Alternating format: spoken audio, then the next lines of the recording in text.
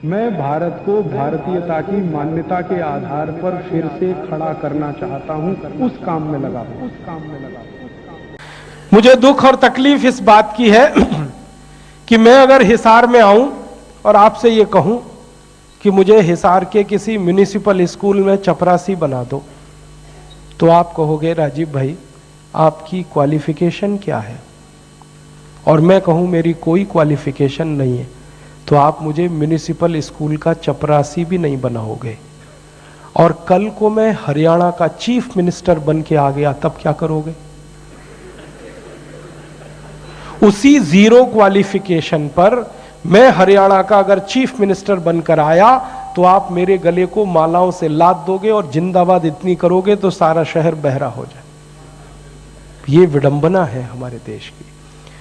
जिस व्यक्ति को मिनिमम क्वालिफिकेशन के आधार पर किसी स्कूल का चपरासी नहीं बनाया जा सकता, वो व्यक्ति मुख्यमंत्री हो सकता है, राज्यपाल हो सकता है, प्रधानमंत्री हो सकता है, राष्ट्रपति हो सकता है।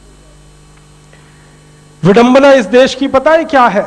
जिस व्यक्ति ने जिंदगी में कभी खेत में हल नहीं जोता वो कृषि मंत्री। सालों साल इस देश में शिक्षा मंत्री ऐसे लोग रहे जो कभी स्कूल नहीं गए पढ़ने के लिए। मैं बस नाम नहीं ले रहा हूं, बाकी आपको सब पता है। इस देश में एक व्यक्ति ने जिंदगी में कभी चाय की दुकान नहीं चलाई, वो देश का वर्षों वर्षों वाणिज्य मंत्री रहा, जिसने दुकान नहीं चलाई कभी कोई। फाइनेंस का जिसको एबीसीडी नहीं आता, वो सालों साल इस देश में वित्त मंत्री रहता है। जिसने कभी अपने बेटे और बेटियों को भारत की सेना के लिए भेजा नहीं कुर्बान होने को, वो देश का रक्षा मंत्री हो सकता है।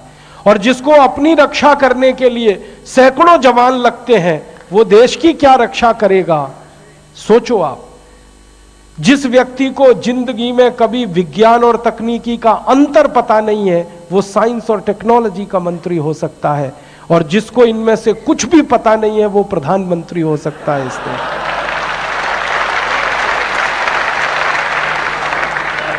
ये विडंबना है हमारे देश की। अज्ञानी व्यक्ति ज्ञानियों पर शासन कर सकता है, और हमारे शास्त्रों में कहा गया है, वेदों में कहा गया है कि अज्ञानी व्यक्ति जब ज्ञानियों पर शासन करे तो समझ लेना देश और समाज का बंटाधार ही होना है।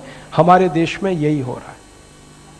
हर अज्ञानी ऐरा गहरा नत्थु खैरा जो किसी नेता की चप्पलें उठाता था, जो किसी के जूतों में पॉलिश करता था, जिसने कभी किसी नेता के घर में रोटियां बना के खिलाई, वो राष्ट्रपति पद तक लोग पहुंचे हैं। ऐसी स्थिति हमारे देश में। उनकी क्वालिफिकेशन ही एक है कि कभी किसी बड़े नेता के रसोई में रोटियां बना के खिलाई तो राष्ट्रपति हो जाओ भैया।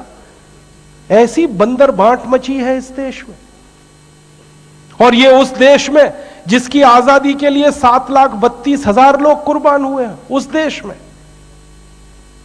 मुझे बहुत दुख होता है, तकलीफ होती है। अभी एक सच्ची घटना मेरे साथ घटित हुई।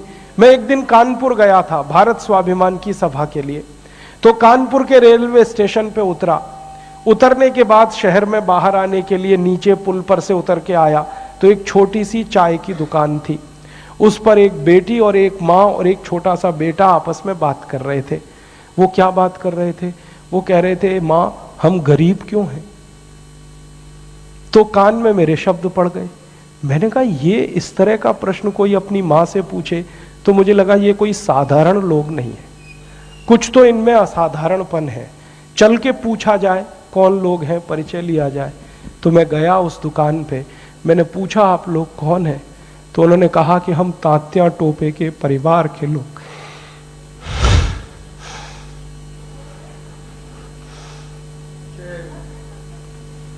हमारे देश में तात्या टोपे के परिवार के लोगों को चाय बेचनी पड़ी और गद्दारों को सिंहासन मिले। ऐसा ये देश हो गया। जिन लोगों ने तात्या टोपे को मरवाया था वो इस देश में मुख्यमंत्री रह चुके, आपको मालूम है। और एक एक राज्य के नहीं, दो दो राज्य के मुख्यमंत्री रह चुके। तात्या टोपे का गुप्त पता जिन गद्दारों ने अंग्रेजों को बताया था, उस खानदान के कई लोग इस देश में मंत्री रह चुके हैं। झांसी की रानी लक्ष्मीबाई को जिन्होंने मरवाया था वो इस देश में मंत्री रह चुके हैं, और तात्या टोपे जिन्होंने जवानी लगा दी देश के लिए, उनके परिवार के लोग चाय बेच रहे हैं। ये देश है और ये अब बर्दाश्त नहीं होता, और ये बर्दाश्त होना भी नहीं चाहिए किसी को। क्यों बर्दाश्त होना चाहिए? ऐसा देश तो हमने कल्पना कभी की नहीं थी। तात्या टोपे ने कभी कल्पना नहीं की थी कि ऐसा देश बनेगा। ये झांसी की रानी की कभी कल्पना नहीं थी, चंद्रशेखर की कल्पना नहीं थी। चंद्रशेखर जैसे क्रांतिवीर ने इस देश की क्या कल्पना की होगी। एक कहानी सुनाता हूं कि वो घर से भाग गए थे 13 साल की उम्र में। माता पिता बहुत गरीब थे, खाने को घर में नहीं था, घर छोड़कर भाग गए, बनारस आ गए, क्रांतिकारियों के संगठन में शामिल हो गए, और उसी संगठन ने थोड़े दिन के बाद काकोरी कांड किया था और खजाना लूटा था। तो धन आ गया, थोड़ा सा पैसा आ गया। तो चंद्रशेखर को उनकी माँ और पिता का संदेश आया कि जो पैसा तुम्हारे पास आया है इसमें से कुछ हमें भी दे दो, हमारी गरीबी में काम आएगा। तो चंद्रशेखर अपने माता पिता के पास गए थे और एक ही उत्तर दिया था कि मेरी रिवॉल्वर में 2 गोलियां हैं, पैसे तो दे नहीं सकता, ये दोनों गोलियां दे सकता हूं। ऐसा देश चंद्रशेखर का, ऐसा देश तात्या टोपे का अब लुट रहा है। तो फिर क्या करना चाहिए? तो मुझे लगता है कि अब फिर कोई दूसरी बड़ी लड़ाई की तैयारी करनी चाहिए। एक लड़ाई उन्होंने लड़ी, तात्या टोपे ने, झांसी की रानी ने, चंद्रशेखर ने, अब दूसरी लड़ाई हमें लड़नी पड़ेगी। इसके बिना कोई रास्ता नहीं। और ये दूसरी लड़ाई का ही अभियान है जिसको हम भारत स्वाभिमान कहते हैं।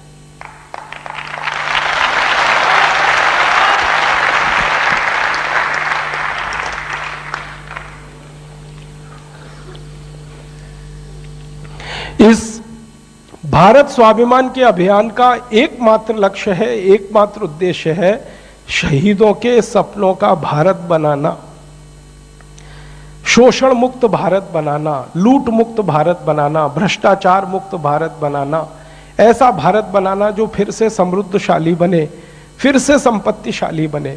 उसके लिए यह अभियान है। अब आप पूछेंगे ये कैसे संभव है?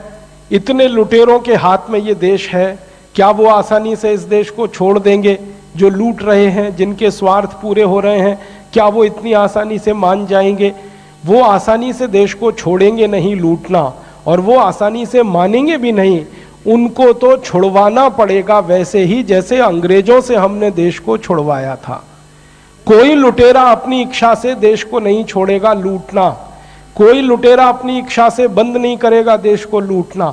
उनको तो मजबूर करना पड़ेगा कि वो इस लूट को छोड़ें और इस देश को छोड़ें। तो कैसे होगा? वो होगा संगठन की ताकत से। आज हमारी ताकत कम है। भारत स्वाभिमान के सारे देश में करीब 2.5 लाख शिक्षक हैं, जो हमारी ताकत है। कल को ये 5 लाख होंगे, फिर 7 लाख होंगे, फिर 11 लाख होंगे, फिर 50 लाख हो सकते हैं, 1 करोड़, 5 करोड़। जिस दिन हमारी ताकत लुटेरों की ताकत से बड़ी हो जाएगी, उसी दिन इन लुटेरों के हाथ से इस देश को छीन लेंगे, और जो ईमानदार चरित्रवान लोग हैं उनके हाथ में देश को सौंप देंगे। आप बोलेंगे वो संभव है? वो संभव ऐसे है कि हमारे देश में एक लोकतंत्र नाम की व्यवस्था चलती है, और दुर्भाग्य या सौभाग्य इस लोकतंत्र में वही काबिज होता है, वही हावी होता है जिसकी ताकत होती है।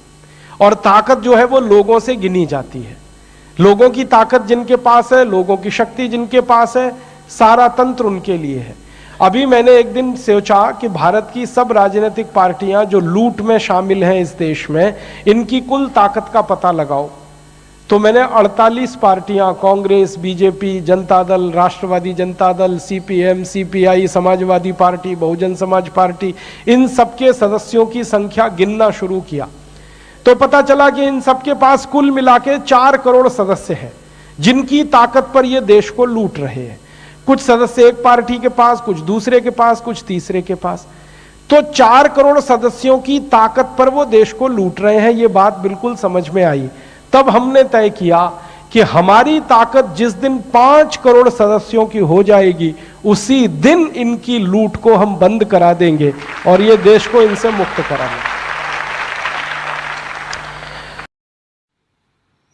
दोस्तों, सबसे पहले तो चैनल सब्सक्राइब करें, फिर लाइक, कमेंट और शेयर करें। और हाँ, हमारा एंड्रॉयड ऐप डाउनलोड करना ना भूलें।